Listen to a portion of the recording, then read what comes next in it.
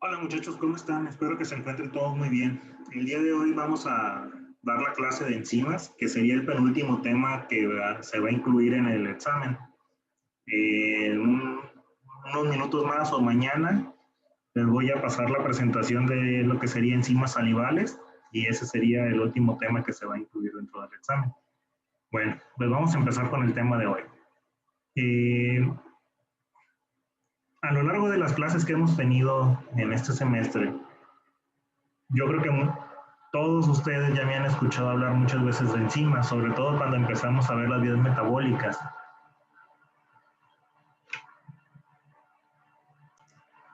Cuando empezamos a ver que metabolismo de carbohidratos, de lípidos, de aminoácidos, etcétera, cuando veíamos las vías metabólicas decíamos, no, pues tal reacción la lleva a cabo tal enzima, tal reacción la lleva a cabo tal enzima. Y espero yo que por el conocimiento previo que traían de la preparatoria o incluso de la secundaria, pues supieran a qué nos referíamos cuando mencionábamos que tal reacción la hacía una enzima. En caso de que no, o para reforzar el conocimiento, pues el día de hoy vamos a ver el tema en sí sobre enzimas. Yo hubiera cambiado un poco el orden de los temas en el curso, sin embargo, pues así está el plan académico y pues lo tenemos que acatar, ¿no? A final de cuentas, creo que el que alguna persona no tuviera muy claro qué hacía una enzima, tampoco le impedía entender el resto de temas de las vías metabólicas. Sin embargo, si alguno de ustedes se encontraba en esa situación, después de esta clase le va a quedar mucho más claro y va a entender la importancia que tienen las enzimas para el funcionamiento de los seres vivos. Voy a tratar de hacerlo de una forma amena para que no pierdan la atención y traten de asimilar el mayor contenido posible de este tema, porque dependiendo de cómo lo chequen, pueden revisar en diferentes fuentes bibliográficas y hay libros donde este tema lo presentan de una forma muy complicada, pero creo yo que no es tan complicado como lo hacen ver algunos autores y se puede analizar de una forma mucho más sencilla, sin descuidar que aprendan las cuestiones importantes y esenciales. Espero también que después de la clase puedan entender estos memes que están aquí en la portada y les causen gracia. A lo mejor ahorita de buenas a primeras no lo relacionan muy bien de por qué es divertido, pero creo yo que después de la clase les va a quedar mucho más claro. Y no solamente esto, sino que todos los que están en la presentación. Bueno, lo que vamos a ver en esta clase son 5 puntos esenciales y agregué ahí una pequeña cantidad de información extra que se me hizo que era importante que la repasáramos. Vamos a empezar con conceptos básicos, luego vamos a pasar a la clasificación de las enzimas, luego cinética enzimática, que es la regulación de la velocidad de las reacciones, luego vamos a regresar un poco a coenzimas y cofactores, y el último tema es inhibición enzimática o regulación enzimática, como lo quieran ver. A mí se me hace más completo el término regulación enzimática, sin embargo, pues así es como lo plantearon en el plan de estudios. Bueno, vamos a entrar de lleno ya ahora sí, y vamos a empezar con la definición de enzima. La definición, pues ustedes pueden variar dependiendo de la fuente bibliográfica que consulten. Sin embargo, lo esencial que deben de aprender es que son proteínas, bueno, en su mayoría proteínas, porque también hay enzimas basadas en RNA, pero son moléculas que en su mayoría de naturaleza proteica que catalizan reacciones químicas. Un poquito más adelante vamos a ver a detalle la definición de catalizan, pero pues desde ahorita les adelanto que catalizar es acelerar, incrementar, básicamente si estuvieran manejando en una autopista, catalizar el rendimiento del carro sería pisar el acelerador a fondo. Y eso es lo que hacen estas enzimas. Cada enzima interactúa en una reacción específica y cuando está presente hace que las reacciones sean mucho más rápidas de lo que ocurre, de la velocidad a la que ocurrirían sin la presencia de la enzima. Tienen otra cosa muy especial las enzimas, es que no son consumidas en la reacción que catalizan ellas. ¿Qué quiere decir esto? Que las enzimas no se gastan, son moléculas proteicas que están presentes ahí en el sitio donde se llevan a cabo las reacciones, pero pueden participar en múltiples reacciones porque una vez que terminan su proceso, se libera y puede empezar el mismo ciclo o el mismo proceso con otra molécula diferente y hacerlo así hasta que mediante una regulación, se le ponga ahí un freno y se regule la actividad de las enzimas. Otra cosa muy importante, aparte de que no sean consumidas, es que tampoco alteran la reacción en la que participan, es decir, serían como los trabajadores perfectos. Hacen que, si ustedes, por ejemplo, tuvieran una fábrica y les interesa incrementar la producción porque de esa forma van a tener mayores ganancias, lo que ustedes buscarían es hacer que sus trabajadores trabajaran más rápido. Y que el hecho de que trabajaran más rápido no fuera sinónimo de que tuviera menor calidad la cuestión que estuvieran elaborando en su fábrica. Eso es lo que hace una enzima en una reacción bioquímica. Hace que la reacción sea mucho más rápida, pero cuidando que la reacción siempre tenga el mismo resultado esperado con la misma calidad esperada. No se gasta la enzima y no altera el producto que normalmente se obtendría de esa reacción. Empezando con los conceptos claves, el primero que vamos a ver es el de cofactor. Muchas veces empiezan a surgir las dudas cuando se empieza a hablar sobre una cierta léxico específico para referirse a las enzimas, y la primera que llega a causar confusión es el cofactor. El cofactor es una molécula químicamente diferente a la enzima, pero que va a estar unida a esta enzima para que pueda realizar la actividad catalítica de la misma enzima. Si no tiene el cofactor, la enzima no puede trabajar. Es más fácil que lo entiendan viendo el esquema que está aquí en la parte central de la diapositiva. Aquí está la enzima de forma inactiva, y cuando se le une el cofactor, se complementan, y ya cuando están las dos juntas es cuando pueden realizar su actividad catalítica o enzimática. Si nosotros hablamos de los cofactores, hay tres grupos principales de cofactores, que serían estos que están aquí. Uno serían los iones metálicos, las coenzimas y lo que se conoce como grupos prostéticos.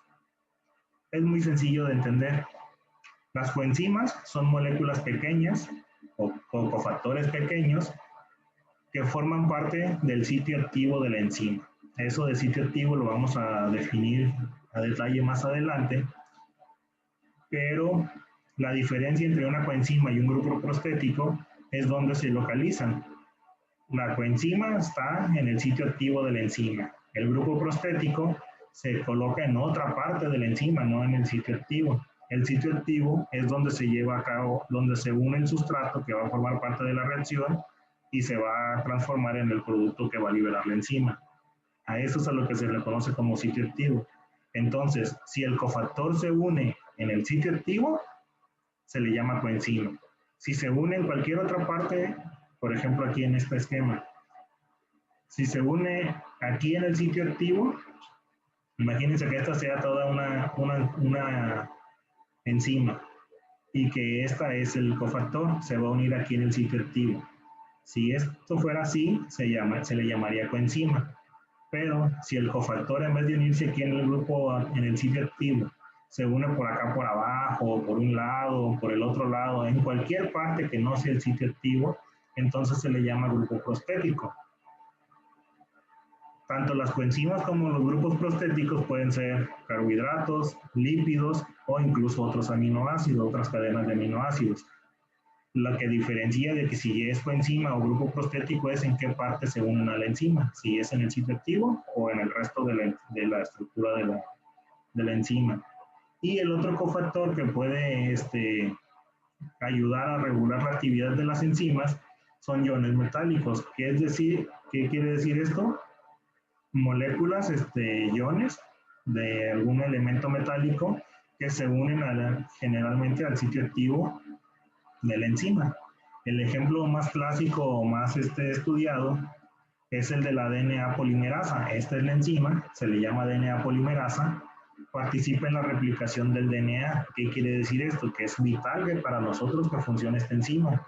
porque regula la expresión de los genes que tenemos en todas nuestras células.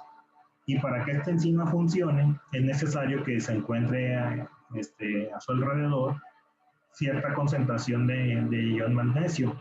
¿Por qué? Porque se requiere un ion magnesio por cada enzima para que sea el cofactor de la enzima y se pueda llevar a cabo la actividad enzimática. Ahora, ya que vimos que hay lo que se conoce como la enzima y la coenzima, trataron ahí un poco de complicar las cosas, metiendo más términos que deben de entender por lo menos o aprender, pero pues en realidad son cuestiones muy sencillas. Miren, si nosotros analizamos este esquema que está en la parte central de la diapositiva, vamos a ver que una apoenzima es una enzima que no tiene el cofactor necesario para que se lleve a cabo su actividad catalítica. Es decir, esto que está aquí es una apoenzima, porque es una enzima sin el cofactor, todavía no están unidos. Una vez que se une la enzima y la coenzima, se va a formar lo que ya se le llama holoenzima, que sería lo que está aquí en la parte de abajo. Está la enzima, la coenzima y otro cofactor. Y aquí está lo que se conoce como el sitio activo o sitio catalítico. Aquí está la definición propia de sitio activo. Es una parte de la enzima formado por ciertos aminoácidos específicos que entran en contacto directo con el sustrato, como les había comentado anteriormente. En este caso, el sitio activo o sitio catalítico se encuentra aquí en esta parte del esquema, y aquí está el cofactor, como coenzima y la coenzima. Y ya todo junto, todo unido, se le conoce como el enzima. Y lo que les había comentado anteriormente, hay ciertas enzimas que no son a base de proteínas, sino son a base de RNA. A este tipo de enzimas se les llama ribosimas, que sería este esquema de acá abajo. Y estas son muy importantes, a pesar de que son las más raras, son muy importantes porque son las que regulan la expresión de los genes de todas nuestras células. Otro tipo más bien otro grupo de conceptos clave para entender el funcionamiento de las enzimas serían los conceptos de sustrato y producto. Creo que esto es muy hasta intuitivo. Por ejemplo, podemos hacer la analogía con lo que se ve en matemáticas. Cuando en matemáticas ustedes tienen una serie de factores o de operaciones, números, y ya que hacen la operación matemática o aritmética, tienen un producto de estas operaciones. Aquí en bioquímica, en vez de tener cifras, tenemos sustrato, y ya una vez que se lleva a cabo la reacción bioquímica, lo que tenemos es un producto. En el caso de las enzimas, el sustrato que llega, con el que interactúa la enzima, es convertido en un producto, es decir, se transforma en una molécula diferente. Y esta conversión es la que hace que las enzimas agilicen o incrementen la velocidad de las reacciones en las que participan, porque esa reacción se lleva a cabo en la enzima tal cual. Se dice que las enzimas tienen una actividad catalítica, entonces es necesario que entiendan que es un catalizador para que entiendan cuál es la actividad de las enzimas. Un catalizador es cualquier sustancia que acelera una reacción química hasta hacerla casi instantánea o instantánea. En este caso, los catalizadores aceleran las reacciones mediante la disminución de la energía de activación. Si recuerdan un poco lo que vimos creo que fue el tercer tema, la tercera clase de energía libre y energía de activación, las enzimas lo que hacen es disminuir esa energía de activación que se requiere para que se lleve a cabo una reacción, y por eso es que incrementan la velocidad de las reacciones. El otro concepto importante que vamos a ver en la parte final o casi final de la presentación es lo de los inhibidores. Se le llama inhibidores a todas las moléculas que regulan la actividad enzimática, y lo hacen, como dice su nombre, inhibiendo la actividad de estas enzimas. Hay dos grandes tipos de inhibidores, que son los reversibles o los irreversibles.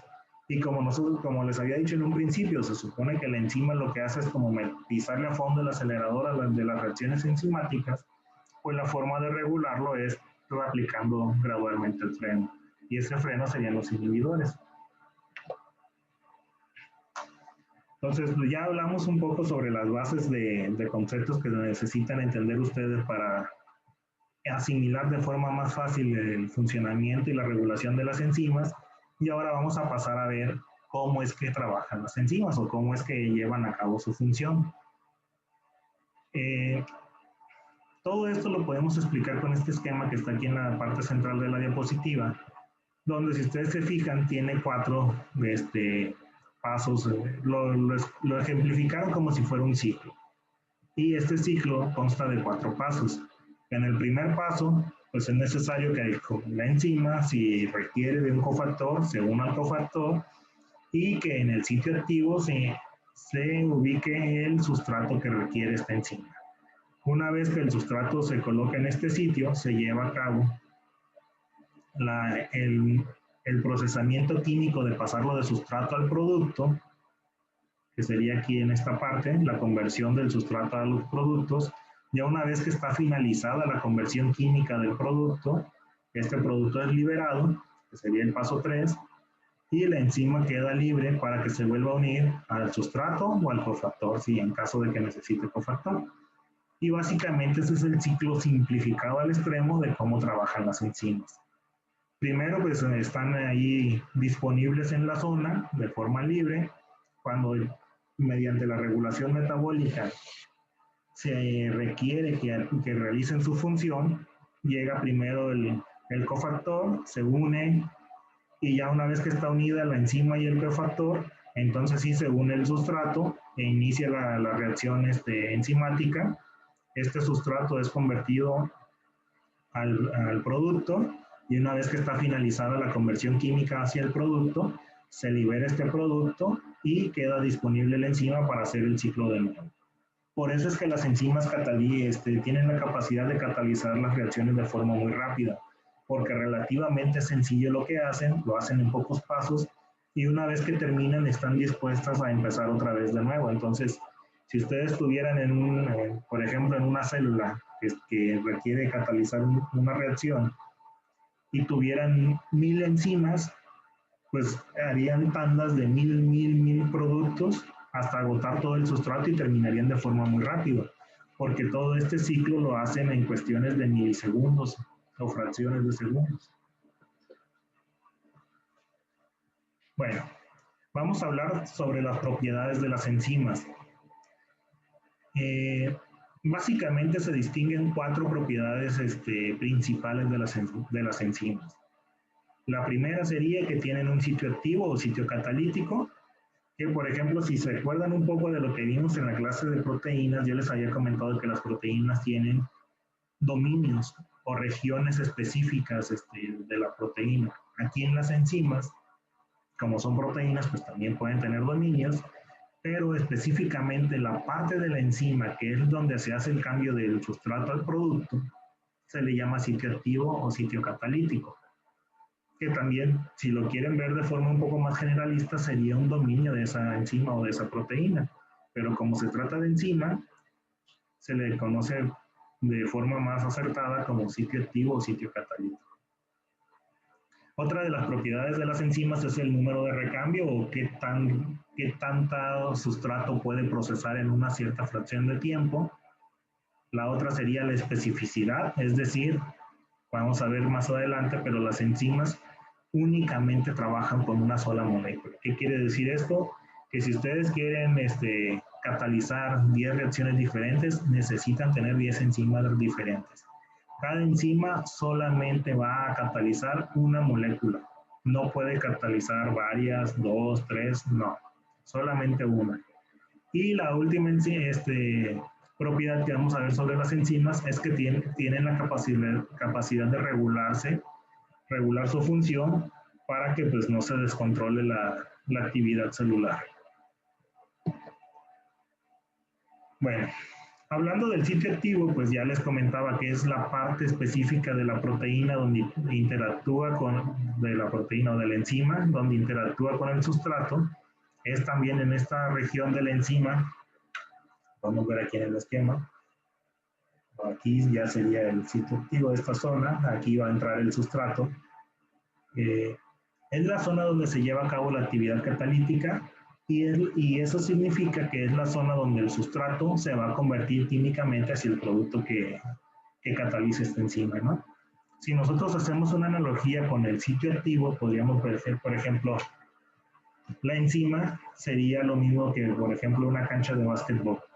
Y el sitio activo o la parte de la cancha donde tiene lugar la acción principal del juego sería la canasta, pero más específicamente el lado de la canasta. Este sería, si toda la cancha de básquetbol fuera una enzima, el sitio activo de esta cancha sería el aro de la canasta, que es la parte específica de la enzima donde se lleva a cabo la actividad principal de esta molécula, que es convertir un sustrato hacia un producto de una forma muy rápida.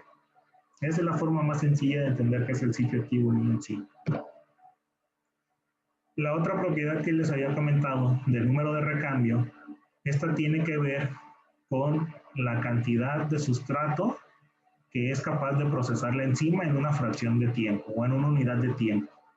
Hay veces que se hace el cálculo en minutos, pero eso es nada más por comodidad para hacer las operaciones matemáticas. En realidad, muchas veces también se hace en fracciones de segundo o milisegundos, porque estas reacciones son muy rápidas.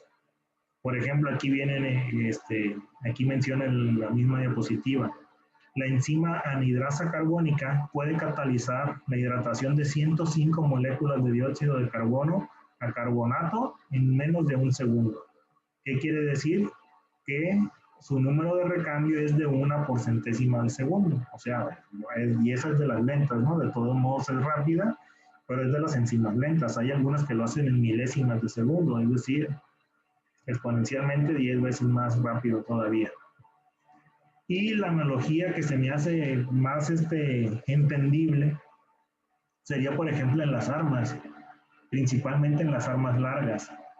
Una de las principales características que tienen este tipo de armas es, por un lado, pues, la cantidad de daño que son capaces de generar por el tamaño grande de sus cartuchos, pero por otro, este tipo de armas largas generalmente se colocan en aviones, en barcos, en vehículos blindados, pero tienen la ventaja de que tienen la capacidad de disparar enormes cantidades de balas en muy poco tiempo, que es lo mismo que hacen las enzimas. Las enzimas catalizan muchísimas veces la misma reacción en fracciones de tiempo muy cortas.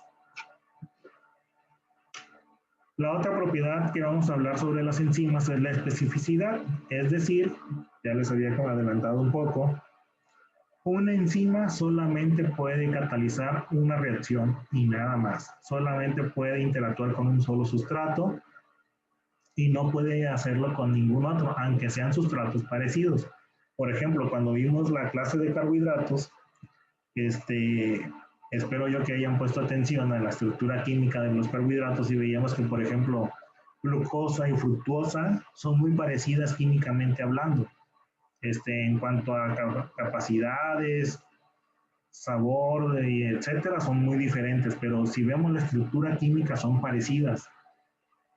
A pesar de que la diferencia sea un radical, la posición de un elemento, una pequeña variación de ese tamaño, pues, por más mínima que sea, hace que una enzima ya no pueda trabajar con ella.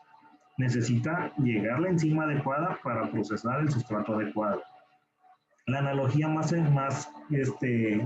directa que encontré fue hacerlo con el tipo de interacción entre la llave y una cerradura, por ejemplo.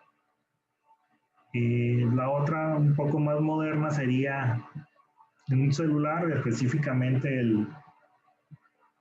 de los que tienen ahora la capacidad de desbloquearse con la huella digital y la huella digital tal cual. Y si, por ejemplo, el celular fuera la enzima, el sitio activo, que sería donde se lleva a cabo la reacción, sería el lector de huellas digitales. Entonces, sigue siendo aplicable esta analogía. Lo importante que deben de ustedes entender es que, por ejemplo, les digo que hay sustancias o hay moléculas químicas que son muy parecidas entre sí y hay veces que se encuentran en los mismos lugares. Por ejemplo, cuando se está en el proceso de digestión, cuando comemos, que se van catabolizando todos los alimentos, participan varias enzimas, ya lo habíamos visto, que la amilasa, la peptidasa, etcétera. Entonces, estas enzimas participan o trabajan, llevan a cabo su función en un ambiente donde hay una gran variedad de moléculas, no solamente su sustrato con el que trabajan. Entonces se llega a dar el caso de que muchas veces, estas no crean que la enzima tiene sus bracitos y anda tentando a ver si es su sustrato favorito y ya interactuarlo. Andan chocando, das de cuenta como cuando hacen palomitas de maíz que empiezan a rebotar los granos dentro de la olla o de la cazuela donde los estén haciendo. Así están las enzimas con su sustrato.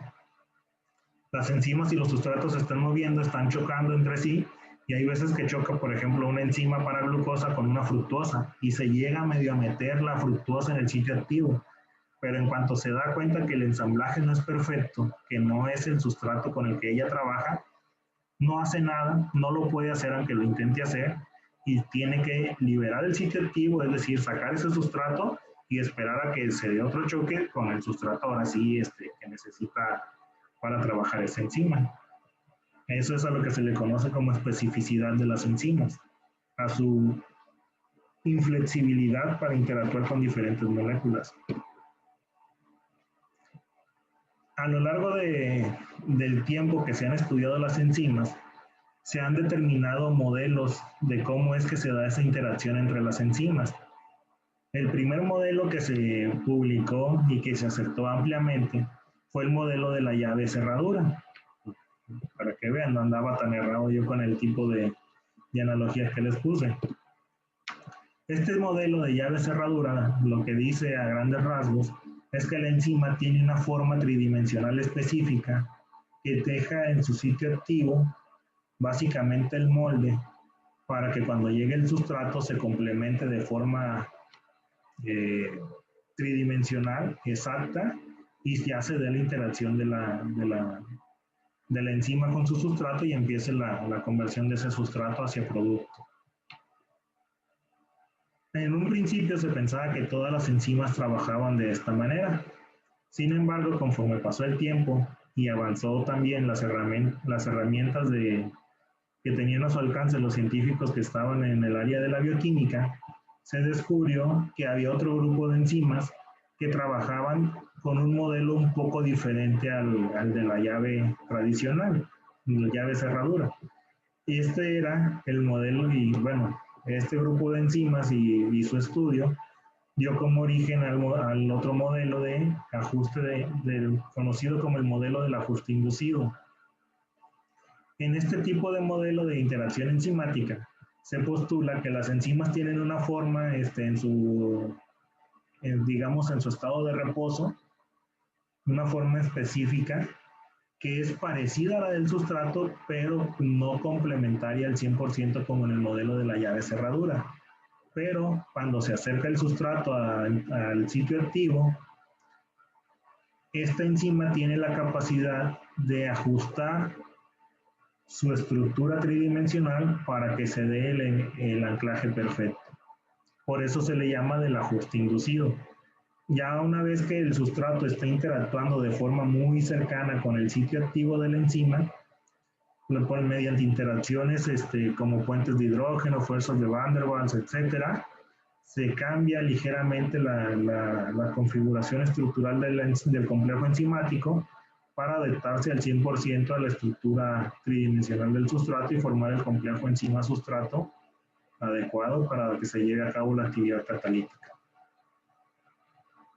Ahora, es muy importante que entiendan que una enzima o es del modelo de llave cerradura o del modelo de ajuste inducido, no hacen las dos. Hay estos dos tipos de enzimas, ya no se comparten. O es del modelo llave cerradura o es del modelo de ajuste inducido. Pero pues es importante que conozcan que hay ambos tipos de enzimas. Para que no se les olvide, acuérdense del meme este de la enzima Susgato y de cómo encaja de forma perfecta como si fuera el modelo de llave cerradura. Y el otro, pues su mismo nombre lo dice, hay un leve ajuste de la estructura tridimensional inducido por la interacción del sustrato adecuado. La otra propiedad de las enzimas que les había comentado que vamos a revisar es lo de su regulación.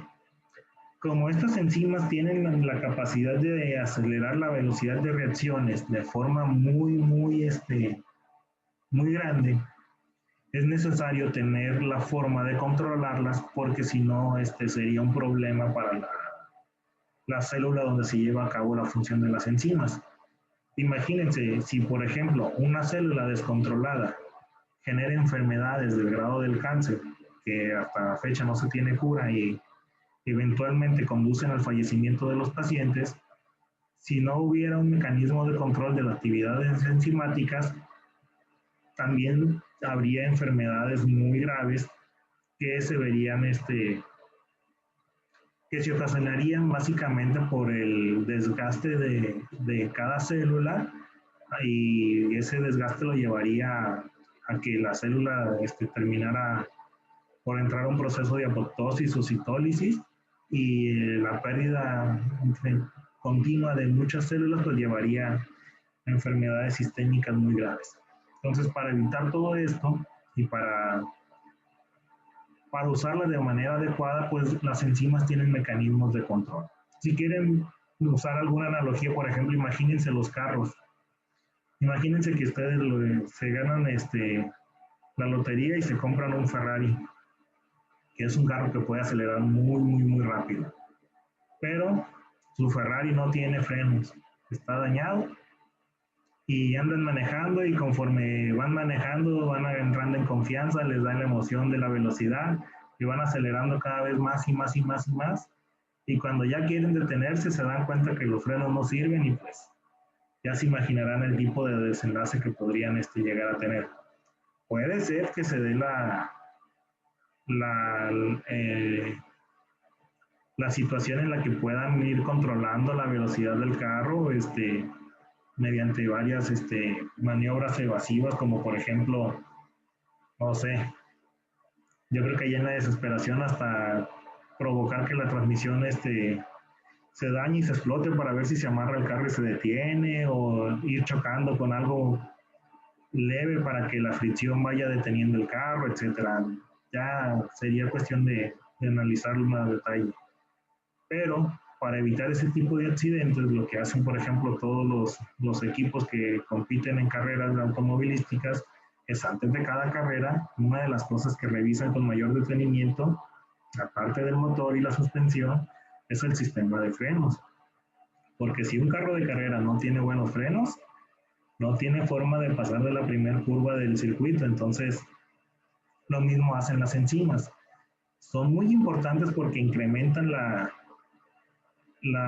velocidad de reacciones químicas que requiere la célula para su funcionamiento adecuado, pero también para el mismo funcionamiento adecuado de las células es muy importante que la misma célula tenga la capacidad de regular o de detener o modular la actividad de las enzimas. Entonces, vamos a ver que hay diferentes medios de regular la actividad enzimática. Hay la forma alostérica, por inhibidores, por estadios, por factores externos. Esto lo vamos a ver ya más a detalle en la parte final de la presentación, pero pues queda aquí en la parte de propiedades de las enzimas, que son moléculas que tienen la capacidad de regular su función.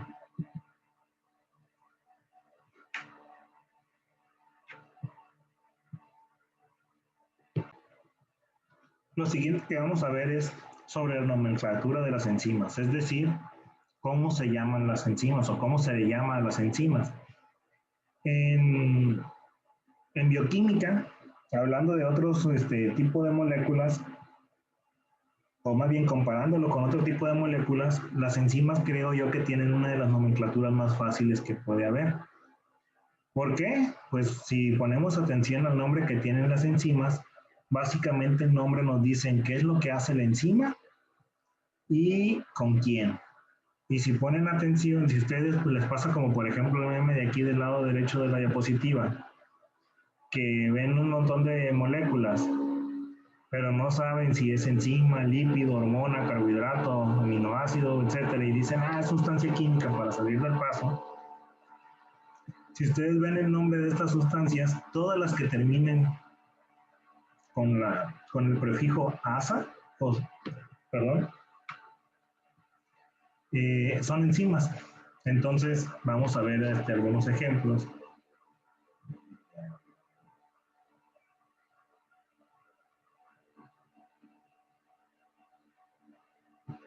Bueno, ya lo vemos aquí en la tabla de la clasificación.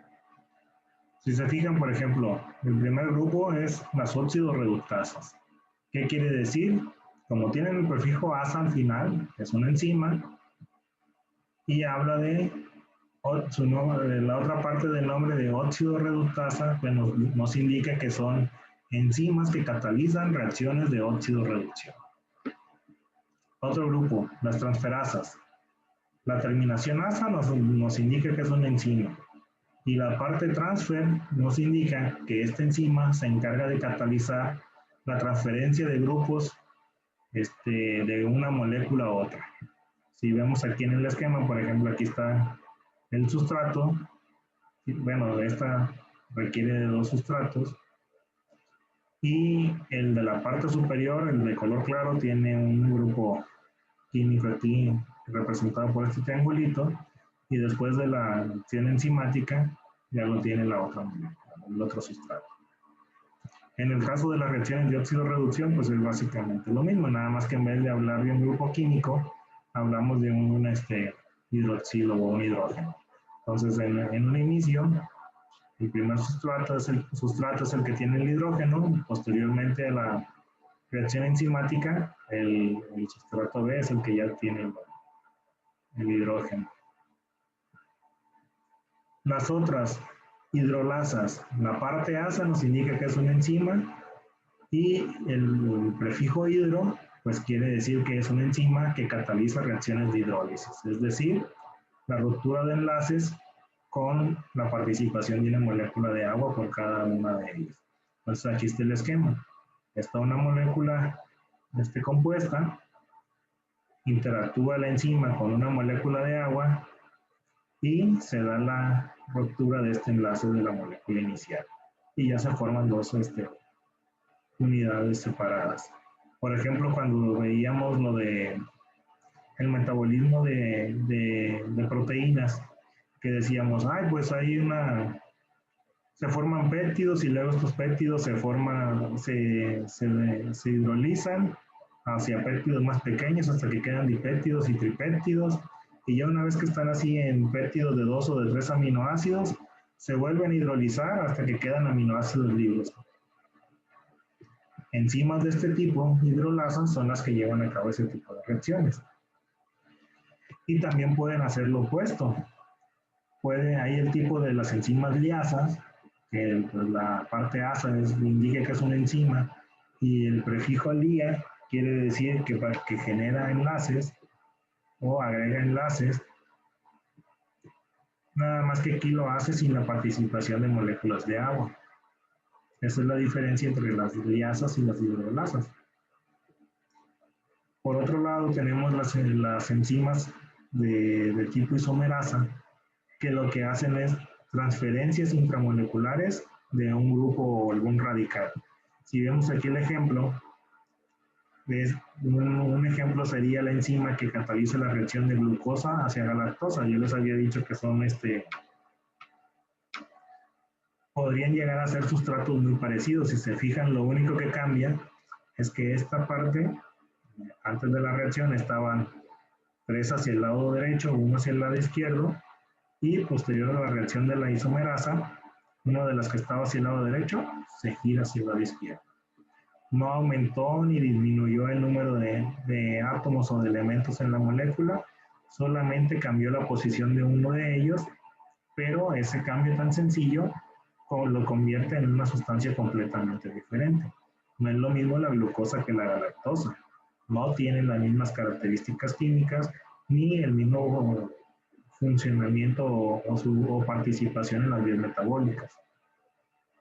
Ahora, dense cuenta del grado de la especificidad de las enzimas, que son capaces de discernir entre la posición hacia un lado u otro de de un radical de la molécula para decir, ah, esto es mi sustrato o esto es mi producto.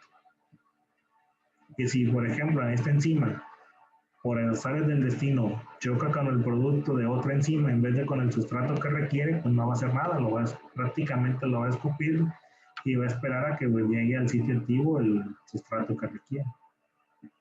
Otro tipo de enzimas son las ligasas, que estas lo que hacen es la unión de dos sustratos utilizando una molécula de ATP para proporcionar la energía requerida para hacer el enlace que se va a utilizar. Aquí lo podemos ver en el esquema. Están los dos sustratos con la acción de la enzima más una molécula de ATP, se genera el enlace que los va a unir de forma covalente.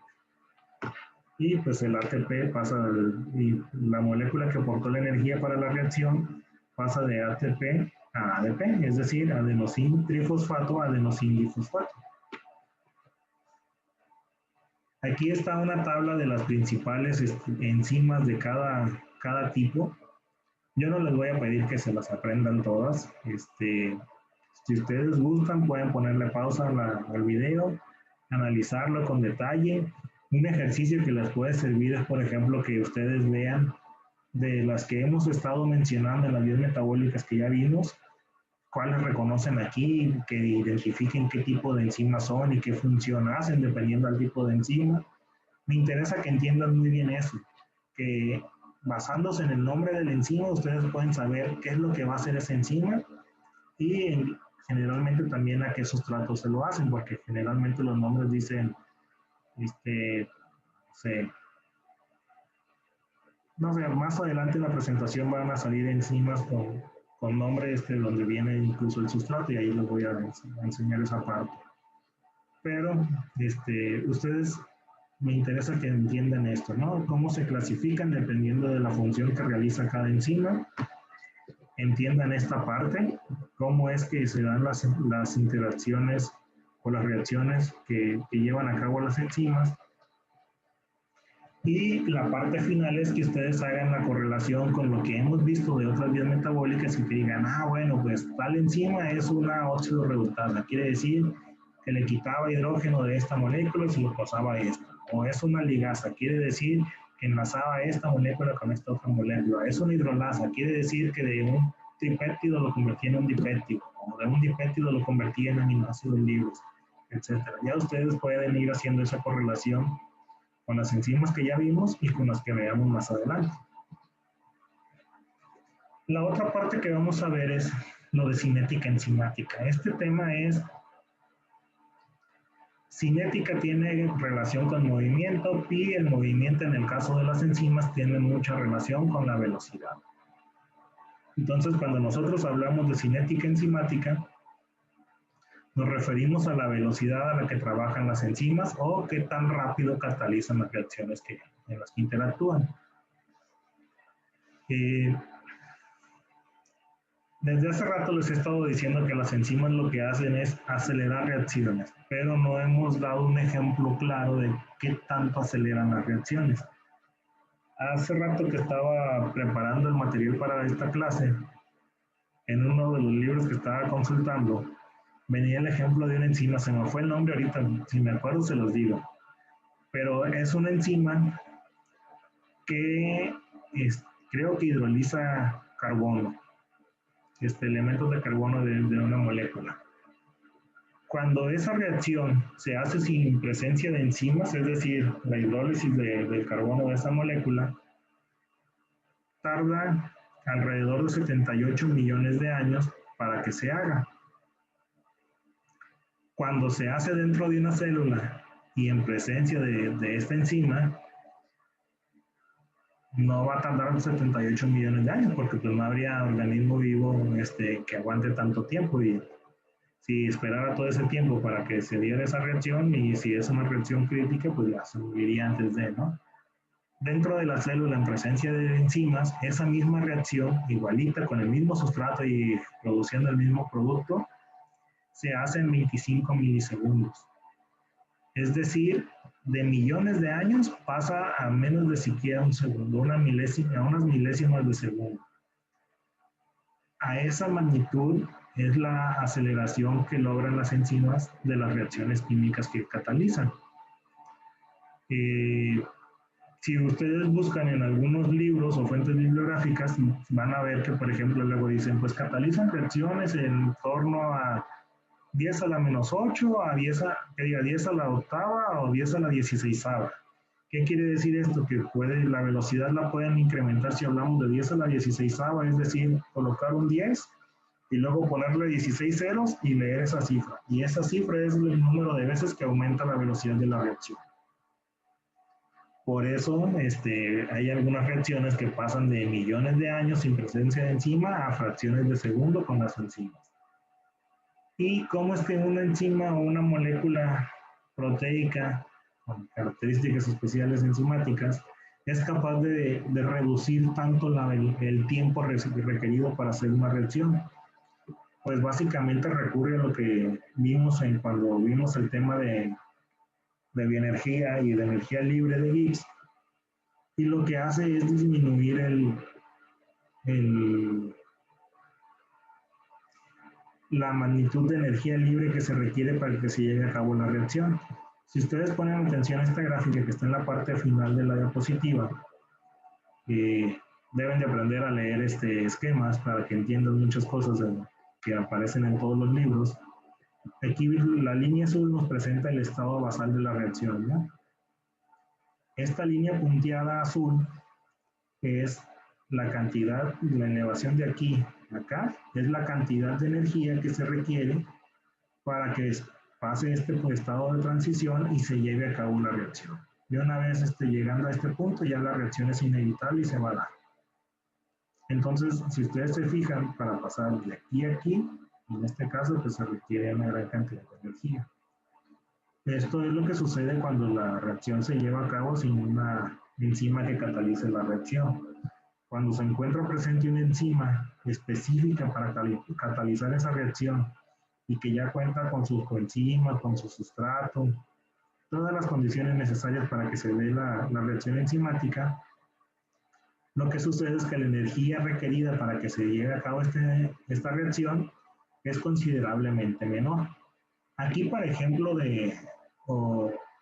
para fines de ponerlo en un esquema chiquito, pues pareciera que la diferencia es la mitad, pero no siempre es así. Este tipo de gráficas varía para cada reacción. En el caso, por ejemplo, que les acabo de comentar de la enzima que cataliza de pasar de millones de años necesarios para la reacción a fracciones de segundo, pues se necesitaría una gráfica que a lo mejor vaya de aquí hasta acá, a una escala muy grande, y la línea enzimática sería una bolita así chiquitita y ya se da la reacción. El qué tanto disminuye la cantidad de energía necesaria para que se dé la reacción, entre más disminuye esta energía necesaria, más rápida va a ser la reacción enzimática. ¿Qué quiere decir? Que esa enzima que les comentaba que pasa de millones de años a fracciones de segundo, requiere un brinquito minúsculo de energía, de incremento de energía para que se lleve a cabo la reacción, y por eso es tan rápido. Ahora, parte de lo que les había comentado anteriormente del sitio activo, aquí se vuelve a retomar. Para que ustedes entiendan cómo es que se lleva a cabo o cómo se modifica la cinética enzimática, es necesario que tengan en cuenta que cuando se va a dar una reacción química, no es algo que se dé así con todos los participantes de la reacción en reposo y de forma muy calmada y que se acercan unos a otros. No, todas estas moléculas están moviéndose de forma muy acelerada y están chocando constantemente entre sí. Entonces, lo que se dice es que los sustratos, aquí yo cambiaría reactivos por sustratos, deben colisionar pero deben de colisionar en una orientación adecuada para que la interacción del sustrato con el sitio activo de la enzima sea la adecuada, se haga el ensamblaje que se tiene que ver para, dependiendo si es una enzima del modelo de cerradura, llave cerradura o del modelo de modificación inducida, pero esta colisión tiene que ser en el sentido y la dirección adecuada para que se lleve a cabo la reacción enzimática. A pesar de todo eso, de que es necesario que estén chocando y que choquen de la forma adecuada para que la interacción sea la precisa, lo hacen a tal velocidad y en tan grandes concentraciones que esos choques son muy frecuentes y la reacción enzimática se lleva a cabo con mucha velocidad. Otra gráfica que es necesario que ustedes entiendan para esta parte de la cinética enzimática es la gráfica de la cinética micheliana, que es esta gráfica, es una gráfica clásica que van a ver en todos los libros donde hablan sobre cinética enzimática. Y básicamente lo que hicieron aquí es graficar la velocidad de la reacción de una enzima con su sustrato. En este tiempo es, más bien en esta magnitud de la gráfica es velocidad y acá la concentración del sustrato. Entonces, todas las enzimas tienen este tipo de patrón de comportamiento. Empiezan muy grande, llega el momento en que la concentración del sustrato agota las enzimas, los sitios activos que se encuentran disponibles y ya se estabiliza la reacción. Entonces, el determinar qué tan rápida o no se da la interacción de una enzima con un sustrato en particular, se calcula utilizando este tipo de gráfica, pero particularmente no en cuánto tiempo alcanza a llegar la fase de meseta, sino la velocidad de la reacción enzimática la da la velocidad media de la reacción, es decir, en cuánto tiempo la enzima interactúa con la mitad del sustrato que se encuentra disponible y eso es lo que da la velocidad de la reacción enzimática. Por eso tiene estas líneas punteadas aquí a la mitad de la velocidad máxima y a la mitad de la concentración del sustrato. En este punto es el que se utiliza para comparar la velocidad entre varias enzimas, en varias reacciones enzimáticas. ¿Por qué? Porque si se llega hasta este punto, pues todas dependería mucho de la concentración del sustrato y de la concentración de la enzima para decir cuál es más rápida o cuál es más lenta. Pero si todos lo comparan con un punto intermedio, pues entonces sí permite comparar entre múltiples reacciones enzimáticas. Por eso la velocidad enzimática se utiliza calculando la concentración, la velocidad media a la concentración media del sustrato.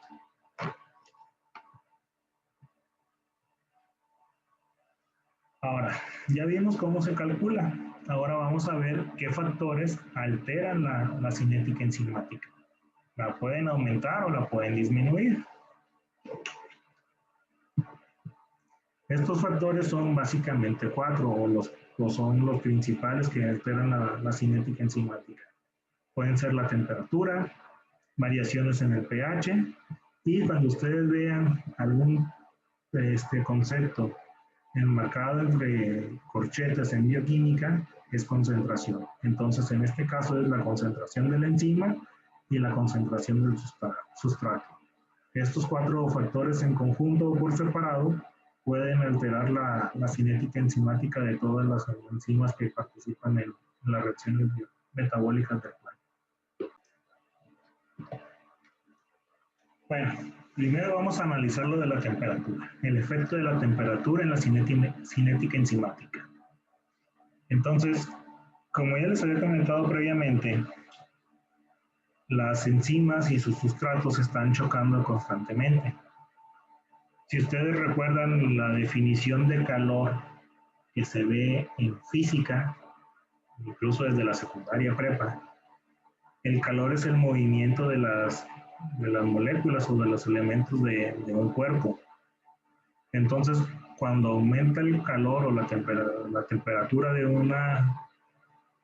una reacción, quiere decir que lo que aumenta es el movimiento de los componentes de esta reacción. ¿Qué sucede cuando aumenta el movimiento de los componentes de esta reacción? pues se van a mover más rápido, van a chocar más veces, y entre más choques existan entre la enzima y los sustratos, más rápido se va a dar el choque en las condiciones y direcciones adecuadas. Sin embargo, bueno, esta parte lo que hace es que un incremento de la temperatura se pueda ver reflejado en un incremento en la cinética enzimática. Sin embargo, hay que tener en cuenta que las enzimas, como les dije al principio de la presentación, casi todas son proteínas. Y si se recuerdan lo que vimos en la clase anterior de proteínas, cuando las proteínas son calentadas en extremo, sucede lo que se conoce como desnaturalización de las proteínas.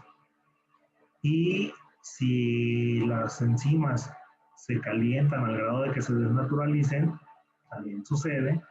Y una vez que se desnaturaliza la proteína, pues deja que diga la enzima, deja de tener su actividad enzimática o catabólica. Esa desnaturalización depende de cada enzima, en algunos casos puede ser reversible, en otros puede ser irreversible, pero cuando se llegue a dar la desnaturalización de las enzimas, por un incremento excesivo de la temperatura de la reacción, va a dejar de funcionar la enzima básicamente. ¿Esto qué quiere decir? Que todas las enzimas tienen un rango de temperatura óptima en el que van a trabajar en las condiciones ideales. Este rango de temperatura óptima varía mucho dependiendo de qué organismo se trate. Por ejemplo, todas las enzimas que están en el cuerpo humano generalmente trabajan en rangos de temperatura muy cercanos. ¿Por qué? Porque la temperatura corporal es constante casi en todos los órganos y tejidos. Sin embargo, va a haber enzimas de otros organismos que tengan un rango de temperatura óptima de trabajo diferente a la mayoría de las de nuestro cuerpo. Por ejemplo, las enzimas de las bacterias termofílicas, pues toda la bacteria está en ambientes extremadamente calurosos. Entonces, sus enzimas están diseñadas para trabajar en ambientes calurosos y por lo tanto tienen un rango de funcionamiento térmico muy diferente a las que se encuentran en el cuerpo humano. Aquí en la gráfica podemos comparar las gráficas del rango de funcionamiento óptimo, basados en temperatura de enzimas del lado humano, en la gráfica en color negro. La gráfica en color verde es el rango de temperatura óptimo de funcionamiento de las enzimas de bacterias termofílicas.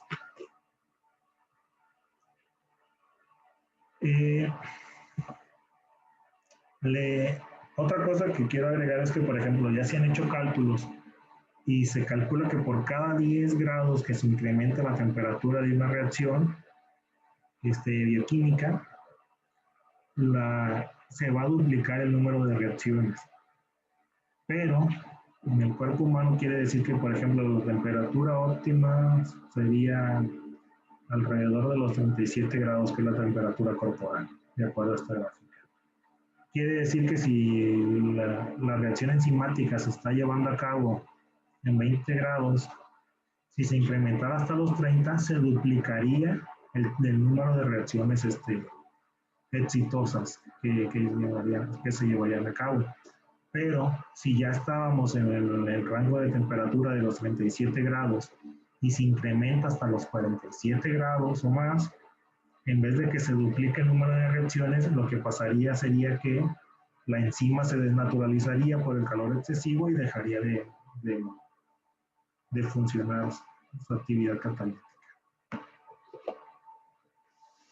Y aquí está lo que les decía de la desnaturalización de una enzima. Como una enzima básico, casi el 99% de las enzimas son de naturaleza proteica, las enzimas tienden a tener este tipo de comportamiento en caso de incrementos abruptos de temperatura. Cuando pasan el rango óptimo de temperatura, se desnaturalizan y de tener una estructura terciaria o cuaternaria pasan a tener una estructura secundaria o primaria, dependiendo de qué tan severa fue la desnaturalización. Ahora, otra cosa a destacar. Hay unas enzimas en el cuerpo humano que funcionan en rangos de temperatura como las de las baterías termofílicas. ¿Cuáles enzimas creen ustedes que sean?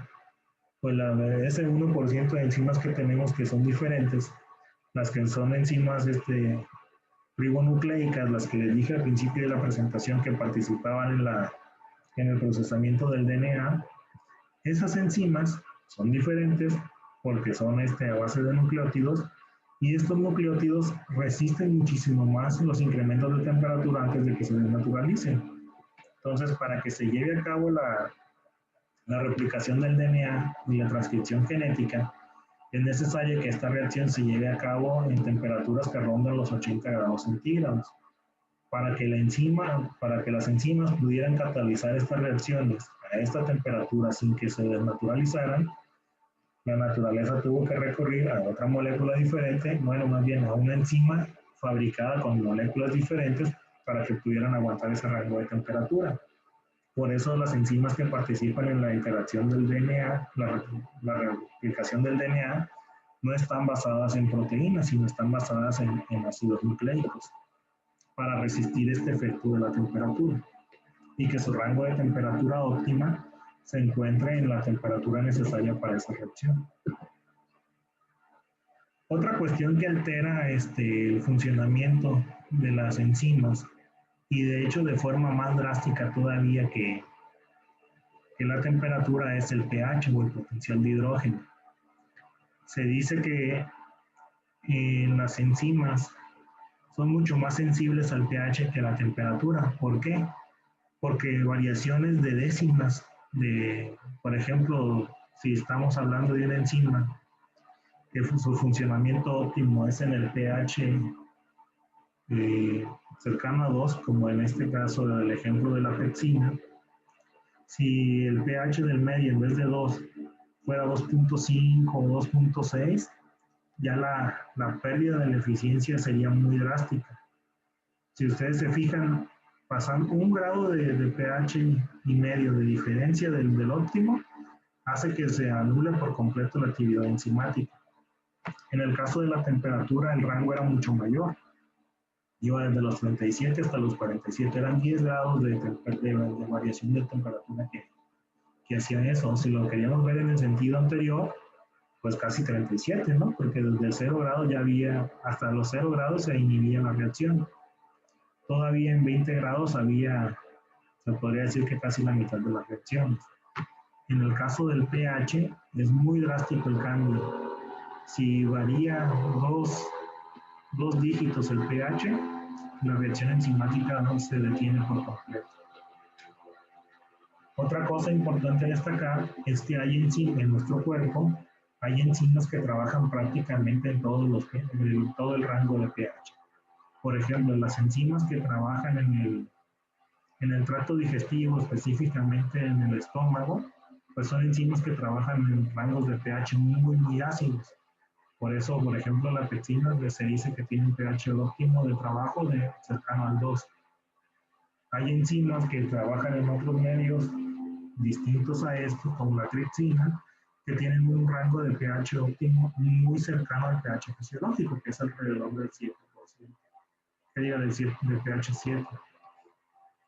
Y dependiendo del sitio donde se encuentra la enzima y del pH normal de ese medio, va a ser el rango de pH óptimo para esa enzima en particular. A lo mejor ustedes se preguntan, ¿y por qué les afecta tanto el pH en las variaciones de pH a las enzimas? Pues la respuesta es porque casi todas son proteínas. Y el cambio de pH en una proteína hace que se pueda desencadenar el mismo proceso de desnaturalización. O probablemente no se lleve a cabo la desnaturalización completa, pero las variaciones en el pH lo que hacen es alteran los enlaces de puente de hidrógeno, alteran los enlaces de fuerzas de Van der Waals, entre otro tipo de enlaces que estabilizan la estructura tridimensional de la proteína. Entonces, si cambia la forma de la proteína, como habíamos dicho que todas las enzimas son muy específicas y cambia la forma de la enzima, pues se modifica su sitio activo y no se puede dar la interacción entre el sitio activo o catalítico de la enzima con el sustrato y pues ya se pierde la reacción. Aquí es más sensible la variación al pH porque no es necesario, no se tiene que naturalizar por completo la enzima. Con que se dé una variación o que sea ligera en el sitio activo, pues ya se echó a perder la enzima porque ya no va a reconocer al sustrato y no va a hacer nada. Okay. Otra cuestión que regula la cinética enzimática es la concentración de las enzimas. Entre más enzimas se encuentran en el medio, más rápida va a ser la reacción enzimática. Y una analogía muy entendible, creo yo, para todos ustedes sería lo que sucede en las carreras. Yo desde un principio les había dicho que mi deporte favorito, que me gusta ver, no practicar, es las carreras automovilísticas, en especial las de la Fórmula 1. Entonces, si ustedes han visto alguna carrera de Fórmula 1, o para los que no, les explico brevemente, cuando llega el carro a lo que se conoce como pits, a cambiar llantas o a cargar combustible en años anteriores, es ese tiempo que el carro está ahí detenido en los pits, es tiempo que pierden de la carrera. Entonces, para que esa pérdida no sea tan significativa en el resultado final de la carrera, lo que hacen todos los equipos de carreras es hacer las paradas lo más rápido posible. ¿Cómo lo hicieron para hacerlo lo más rápido posible? Pues optimizaron los procesos, diseñaron herramientas específicas, pero lo que funcionó más es tener un mayor número de mecánicos trabajando en el carro al mismo tiempo. Si ustedes ven la imagen de aquí del lado izquierdo, es un solo carro que llega y hay, a ver, 3, 6, 8, 10, 12, 14, 16, 18, 20 personas trabajando en el carro. Entonces, si ustedes ven algún video o alguna carrera de Fórmula 1 de estos años, se van a dar cuenta que las paradas de los pits les toman alrededor de 2 a 3 segundos por hacerlas. Y en esos 3 segundos cambian las 4 llantas del carro, ajustan partes del carro como los alerones, limpian los frenos, hacen un montón de cosas, pero todo eso lo hacen en de 2 a 3 segundos. Y lo mismo sucede con las enzimas. Si hay poquito sustrato y hay un montonal de enzimas alrededor, pues rápidamente van a catabolizar todo ese sustrato disponible. ¿Por qué? Porque a mayor número de enzimas en la reacción, va a haber un mayor número de sitios activos y este choque que se dan entre las enzimas y los sustratos va a ser mucho más fácil que el sustrato se meta al sitio activo de una enzima en la posición adecuada, entre más posibilidades tenga de hacerlo. Por eso la concentración de la enzima, a mayor concentración de la enzima, va a ser mayor la velocidad de la reacción, que es lo que se ejemplifica en esta gráfica. Conforme va aumentando la concentración de la enzima, va aumentando de forma directa la velocidad de la reacción enzimática. La otra variable que participa en la regulación de la cinética enzimática sería la concentración del sustrato. Y aquí lo podemos ejemplificar muy fácil también. Yo creo que ustedes ahorita recuerdan que cuando empezó la pandemia del coronavirus, en China, bueno, como empezó ahí en China, una de las primeras noticias que se difundieron a nivel mundial de forma rápida fue que en China estaba tan grave la situación por el coronavirus que en 10 días hicieron un hospital gigante para atender exclusivamente a los pacientes de coronavirus. Y básicamente es lo que sucede aquí en esto de la concentración del sustrato. ¿Cómo fue posible que lograran hacer en 10 días un edificio grande para un hospital completo para atender a los pacientes de coronavirus? Pues China es un país muy rico, tenían todo el material necesario a disposición de los trabajadores, con todas las maquinarias necesarias, y al tener todo disponible ahí, el trabajo fue muy rápido. Lo mismo sucede en una reacción enzimática. Si nosotros tenemos la concentración de las enzimas estable a lo largo del tiempo, conforme aumentemos la cantidad de sustrato, va a aumentar la velocidad de la reacción enzimática. ¿Por qué? Pues básicamente lo mismo que en el ejemplo anterior. Va a haber el choque de sustrato con enzimas. Entre más sustrato se adicione a la reacción, más fácilmente se va a dar ese choque adecuado entre el sitio activo de la enzima con el sustrato adecuado en la posición adecuada, y pues la reacción se va a dar más rápido. Ahora ya vimos cómo es que la reacción enzimática se da muy rápido y se acelera, se puede decir casi que de forma descontrolada. Eso se llegaría a pensar cuando vemos que entre más aumente la concentración de cada una del enzima o del sustrato, más rápido se va a dar.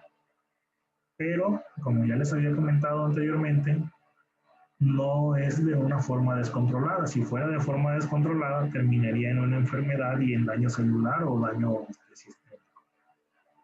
Para poder controlar esto, se establecieron a lo largo de todos los años de evolución que ha tenido nuestro cuerpo varios mecanismos de regulación enzimática, que lo que hacen es regular la cantidad de enzimas presentes en la reacción y la disponibilidad de estas enzimas para llevar a cabo las reacciones. Aquí, por ejemplo, en la parte final del texto, viene un ejemplo con una enzima, que sería el alcohol deshidrogenasa del hígado. Esta enzima no voy a hablar ahorita sobre ella, lo vamos a retomar en la última diapositiva porque creo que se les va a quedar más grabado para qué funciona allá en aquella diapositiva que ya está. Parte de la regulación enzimática depende de qué tanta enzima se encuentra en el medio donde se va a llevar a cabo la reacción. Entonces, la concentración de las enzimas depende también de que tantas veces se replicaron los genes que la codifican y que tantas veces la célula creó esta enzima.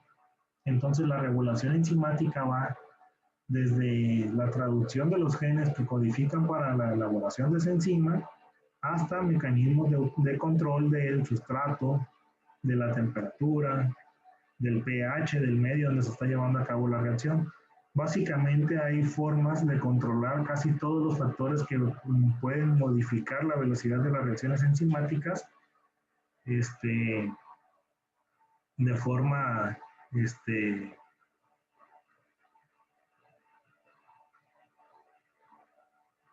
correlacionada. Porque no se puede decir como que la célula razona y diga, ya tengo mucho, ahora le voy a parar. Una célula no es capaz de generar un pensamiento como ese, pero las reacciones bioquímicas, más bien, la naturaleza encontró la forma de que de forma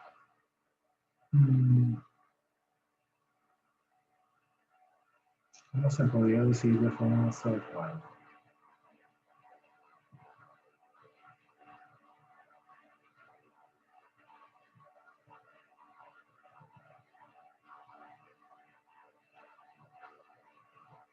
Automática, podríamos decir, se vaya regulando la acción de las enzimas. Conforme lo vayamos viendo, yo creo que les va a quedar un poco más claro. Miren, pues ya ven, como les había comentado, si ustedes controlan la cantidad de sustrato que esté en el medio, pues se va a controlar el número de reacciones enzimáticas que se van a dar. Entonces, una de las formas más básicas de regulación enzimática es compartimentalizar las reacciones y meter solamente la cantidad de sustrato que requiere la célula que se catalice en determinado momento.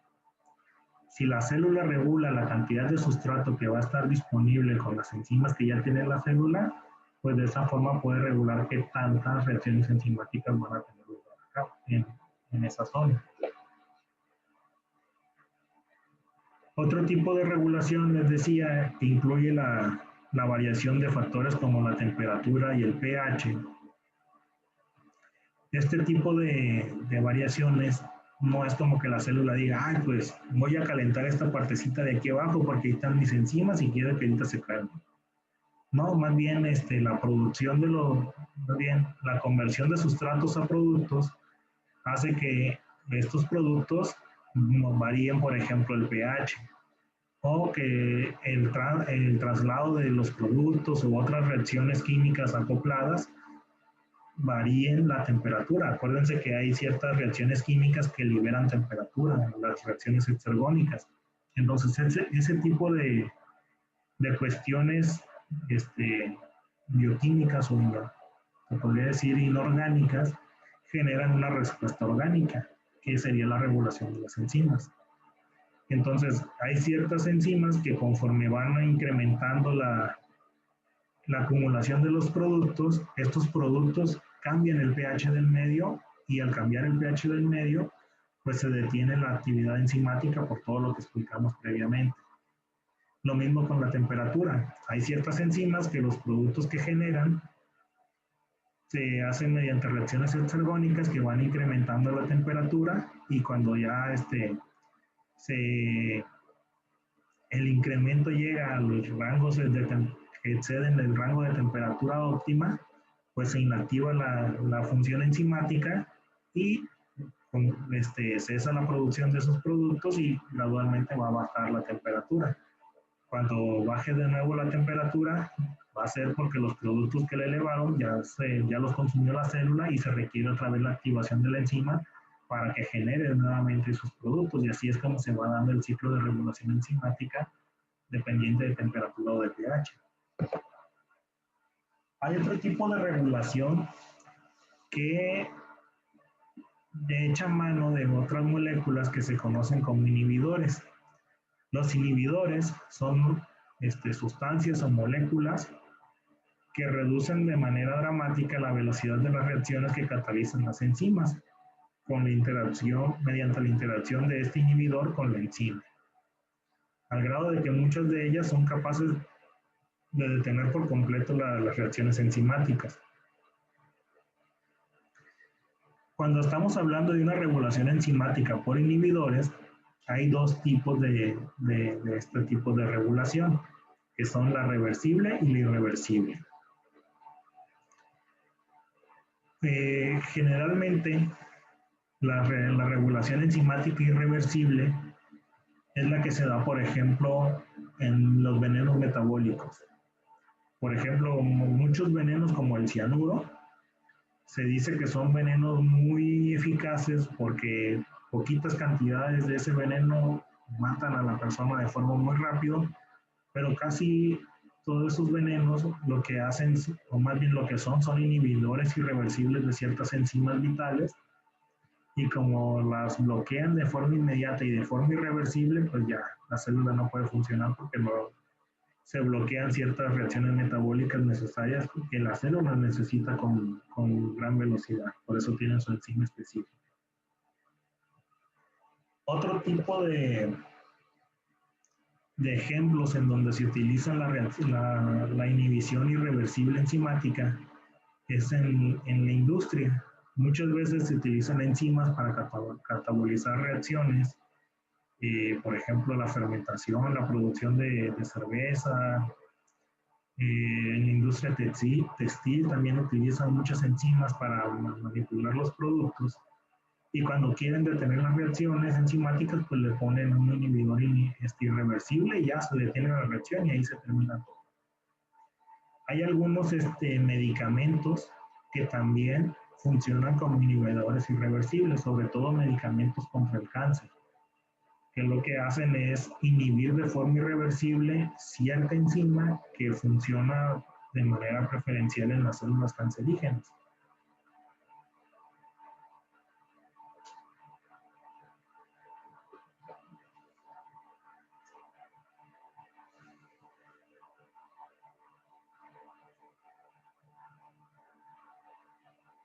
Okay.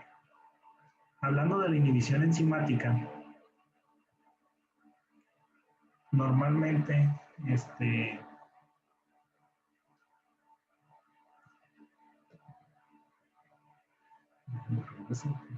faltó algo aquí.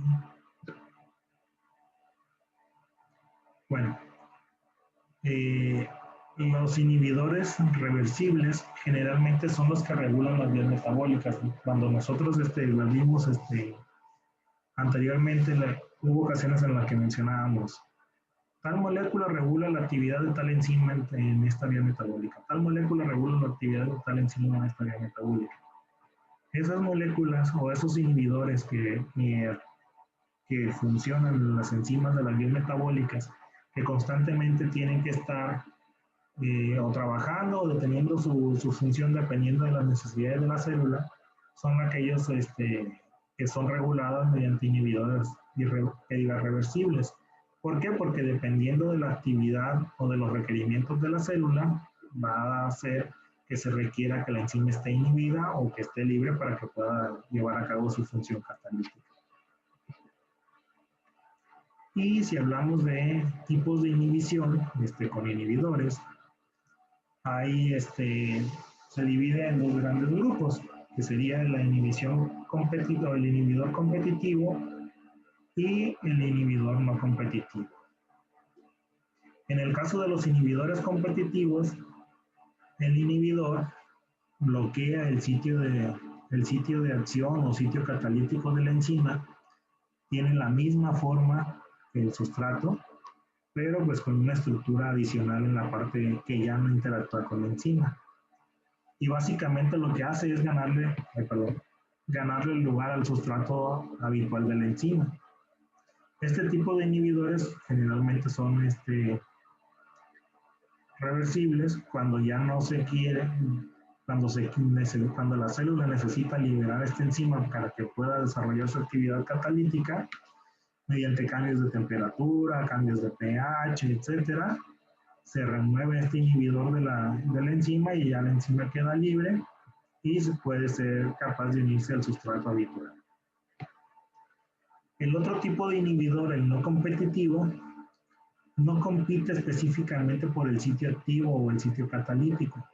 Más bien lo que hace es interactúa con la enzima en cualquier otra parte de la enzima, pero al interactuar en esta zona, inactiva la enzima por completo. Es más o menos como lo que vimos del cofactor. Ya ven que había un cofactor que no se unía al sitio activo, pues también hay un inhibidor que no se une al sitio activo, pero cambia la configuración tridimensional de la enzima e indirectamente se cambia el sitio activo. Y ya, aunque interactúe el sustrato con el sitio activo, la enzima no es capaz de llevar a cabo su acción catalítica.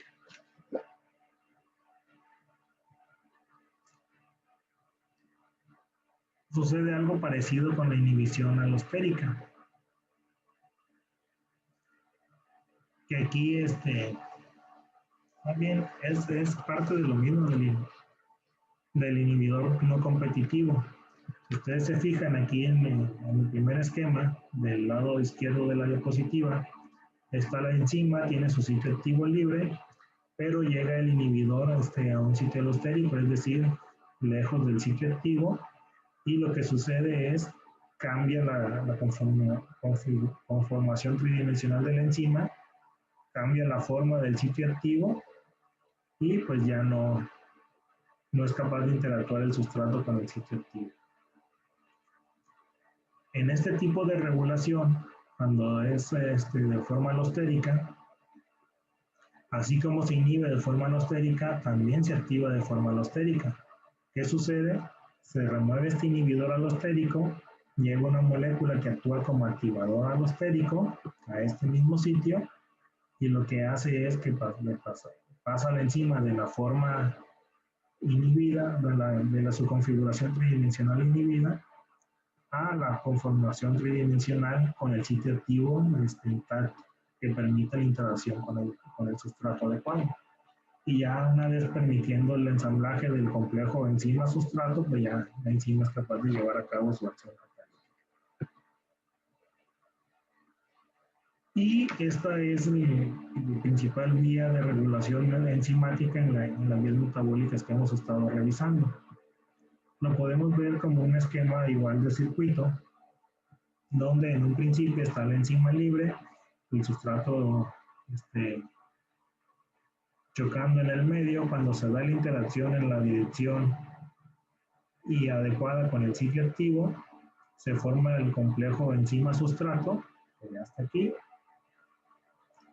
Luego esta genera un producto que se conoce como sustrato intermedio. Este sustrato intermedio interactúa con una segunda enzima, con una tercera, en algunas vías metabólicas complejas.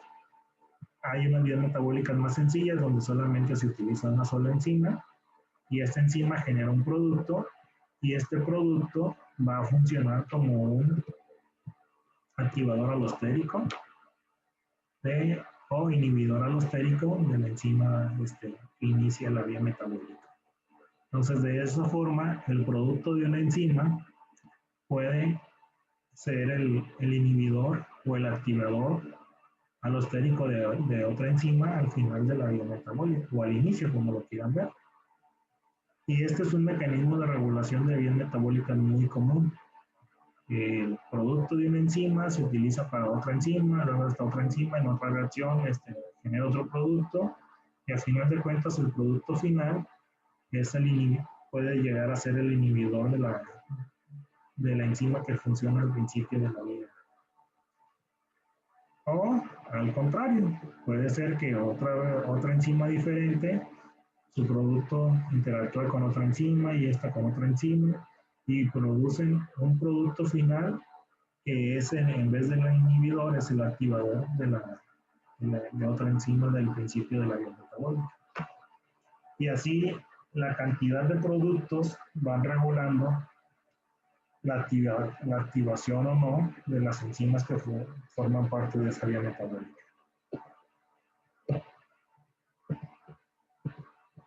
Árale, se me pasaron varias diapositivas. Ya casi terminamos. En esta parte marcaba que al final se hablara de enzimas y cofactores de las mismas. Pues aquí no hay gran cosa que añadir, ¿no? Ya les expliqué qué es una enzima, qué es un cofactor, cómo es que trabajan, por qué es necesario que interactúen para que la enzima trabaje. Y lo que resta aquí es pues ponerle las tablas y las gráficas para que ustedes le pongan pausa y puedan analizar qué moléculas funcionan como coenzima de qué enzimas. Aquí en esta tabla están los cofactores de las principales enzimas que se han visto en las vías metabólicas que hemos estado revisando. Ahora, esta parte va a ser un poco de correlación con lo que vamos a ver en la siguiente clase, aunque ya pertenezca al próximo examen, pero desde un principio les habíamos dicho, cuando en la primerita clase, cuando vimos conceptos básicos, vimos vitaminas y parte de la definición de las vitaminas era que son cofactores enzimáticos. Entonces ahora ya entienden qué es lo que hacen, cómo es que trabajan y sobre todo porque es vital mantener una cierta ingesta de las vitaminas porque pues, son esenciales para el funcionamiento de ciertas enzimas y ya vimos que las enzimas son esenciales para el funcionamiento adecuado de las células. Entonces es como una cadenita, una cosa es especial, es requerimiento de otra y ese requerimiento de otra. A final de cuentas, pues se requiere una ingesta regular de estas vitaminas para que funcionen estas enzimas y evitar este grupo de enfermedades. Ya ustedes le ponen pausa y analizan la tabla con detenimiento. Nada más una cosa que sí les quiero resaltar es que, por ejemplo, hay muchas vitaminas que son esenciales para la producción mediante enzimas de moléculas indispensables para muchas vías metabólicas. Entonces, por eso es importante tener un cierto grado de ingesta vitamínica en nuestra dieta. Puede ser de forma natural o artificial, mediante suplementos, pero lo importante es que nosotros tratemos de tener la certeza de ingerir en las cantidades adecuadas este grupo de vitaminas porque son esenciales para el funcionamiento de enzimas muy claves para el funcionamiento celular. Ya casi terminamos. De hecho, inicialmente esta era la última diapositiva de la presentación, pero añadí una más. Eh, Esto se sale un poquito de lo que viene en el plan de estudios, pero creo yo que es muy importante que lo entiendan, sobre todo para que vayan aterrizando los conceptos que se vieron en la clase y les sirva como ayuda de cómo lo pueden correlacionar con, con su desempeño en el área clínica ya una vez que pasen a ella.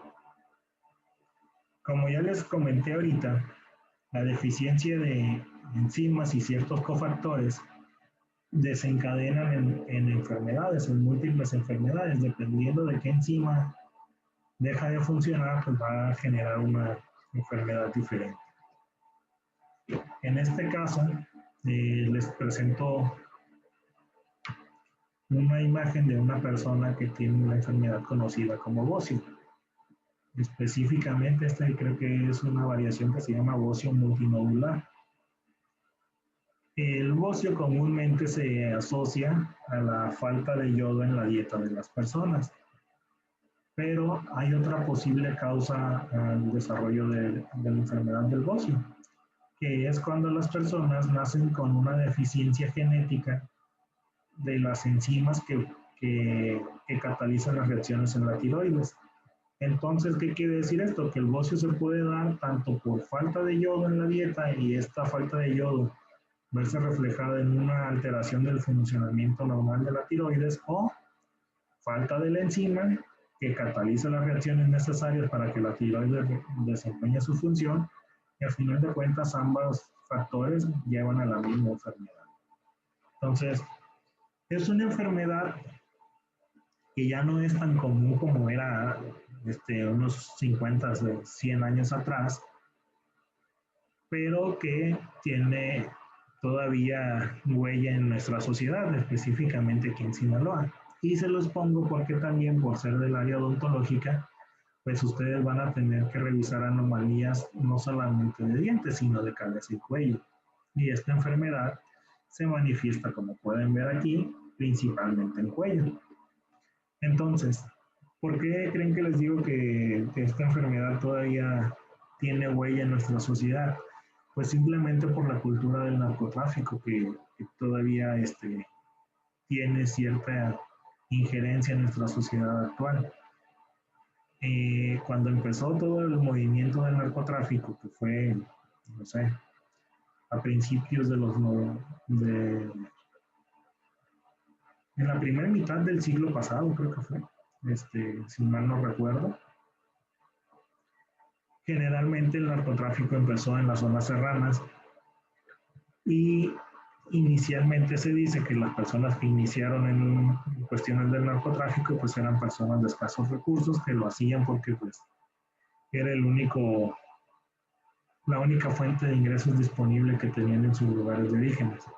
Entonces, ¿qué les pasaba a estas personas? Pues comúnmente o ya vivían en la sierra o se tenían que adentrar todavía más profundo en la sierra para poder tener sus cultivos de droga, ¿no? Entonces, generalmente se pasaban temporadas de varios meses cuidando sus cultivos hasta que cosechaban y recolectaban y bajaban al pueblo o a la ciudad a vender lo que sembraban, pero se pasaban largas temporadas viviendo pues prácticamente solos ahí en la sierra o en el monte.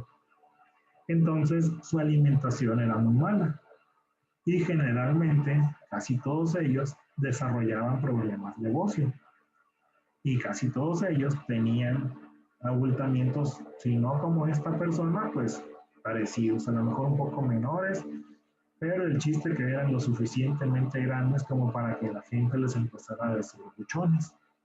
Entonces de ahí viene la palabra buchón para las personas que andan en el mundo del narco. Entonces, todo eso se origina por una enfermedad que puede ser ocasionada por deficiencias alimenticias o por deficiencias enzimáticas en la zona y a final de cuentas producen una enfermedad con manifestaciones clínicas palpables que aquí en el estado de Sinaloa en particular se asociaron con una actividad delictiva que todavía se lleva a cabo, ¿no? Entonces ahora ya generalmente los que se dedican al narcotráfico ya no no pasan ese tipo de etapas de precariedad alimenticia, y es muy raro que realmente desarrollen la enfermedad de bocio, pero pues se les sigue diciendo mucho. Y la última parte, ahora sí, ya con esto terminamos. Hay otros procesos en los que participan las enzimas. No todo es vías metabólicas. Las enzimas participan en la regulación o en la catalización de prácticamente todas las reacciones que tienen lugar en el cuerpo. Entonces, por ejemplo, les había dicho de la alcohol deshidrogenasa del hígado.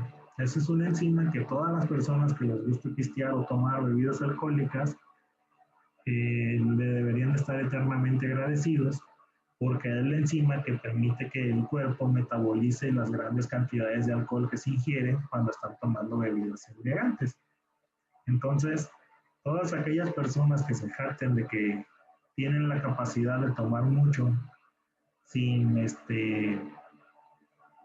sin tener las consecuencias de una elevada ingesta alcohólica, es porque tienen grandes cantidades de esta enzima en la zona hepática.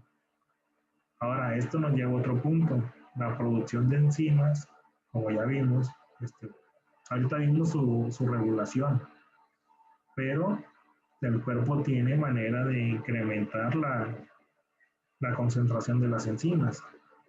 Entonces, las personas que tienen esta capacidad de tomar mucho alcohol y no emborracharse, prácticamente es porque tienen una elevada concentración de esta enzima en la zona hepática y tienen esta elevada concentración de la enzima porque han estado expuestos a largos periodos de este sustrato y hay un gran requerimiento metabólico para que esta enzima lleve a cabo sus funciones. Entonces, cuando luego dicen de que se pueden entrenar para ser borrachos de campeonato, pues no es broma. Sí tiene un fundamento bioquímico y metabólico y pues ahí está la respuesta. Esa enzima, el alcohol deshidrogenasa en el hígado, es la que les permite tener esa capacidad. Ahora, así como hay enzimas que les permite ingerir grandes cantidades de alcohol sin tener problemas, también hay otras enzimas que regulan la cantidad de ciertos alimentos que pueden ingerir. Uno de los ejemplos más clásicos es las enzimas que ayudan a digerir los productos lácteos. Es muy común que las personas que tienen más de 25, 30 o más años de edad, por cuestiones fisiológicas, el metabolismo cambia. Entonces, ¿qué cambia? No es que tengan vías metabólicas diferentes, más bien lo que cambia es la producción y concentración de ciertas enzimas, se dejan de catabolizar a velocidades altas ciertas reacciones y por eso es que se dan situaciones como la intolerancia a los lácteos o intolerancia a otro grupo de alimentos. Hay algunas personas que ahora desarrollan la que está de moda de gluten, etcétera, pero la más común es la intolerancia a la lactosa o a los lácteos. Y muchas veces se da en personas de más de 30 años que en un principio no tenían problemas para esto. Y es por la modificación enzimática. Otro tipo de situaciones en donde participan las enzimas. En las células hay un compartimento celular llamado lisosoma que está lleno de enzimas. Y estas enzimas le sirven a la célula para degradar todos los productos de desecho de la célula. Entonces, para que vean que hay enzimas que llevan a cabo funciones muy, muy importantes, además de las que están en las vías metabólicas. Y lo interesante es que ustedes sepan qué son, qué hacen, cómo lo hacen, qué factores pueden alterar o mejorar su funcionamiento, su rendimiento, y cómo este funcionamiento enzimático puede verse reflejado en grandes variaciones al estado de salud o enfermedad de los pacientes. Ahora sí, con esto terminamos. Nada más les dejo un meme final. No, no le hagan mucho caso al meme, nada más para que se ríen, no crean que es amenaza, al contrario. Espero que les vaya muy bien en el próximo examen. Échenle ganas, ya demostraron que ustedes pueden y no les queda más que seguir aprendiendo y seguir demostrando. Listo.